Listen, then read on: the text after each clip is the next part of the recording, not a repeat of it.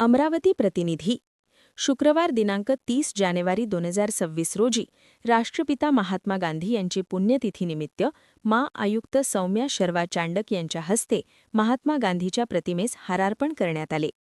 त्यानंतर महानगरपालिकेच्या प्रांगणात सन्मा सदस्य, अधिकारी, कर्मचारी व नागरिक यांनी शहीदांना 2 मिनिटे मौन पाळून श्रद्धांजली अर्पण करण्यात आली. नागरिकांना मौन पाळून श्रद्धांजली अर्पण करण्याकरिता सूचना म्हणून महानगरपालिकेने सकाळी 10:59 ते 11 वाजेपर्यंत मौन पाळण्याबाबत सायरन वाजविण्यात आला. तसेच मौन सोडण्याकरिता पुन्हा 11:02 ते 11:03 ला सायरन वाजविण्यात आला.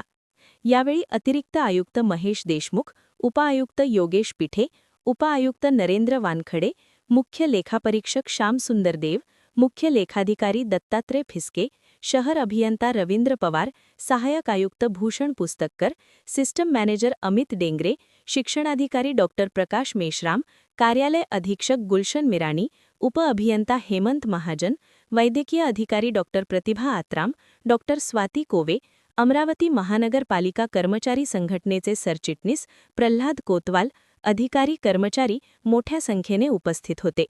यावेळी महात्मा गांधी यांच्या वेशभूषेत अभिनेता सर्जेराव गलपट उपस्थित होते.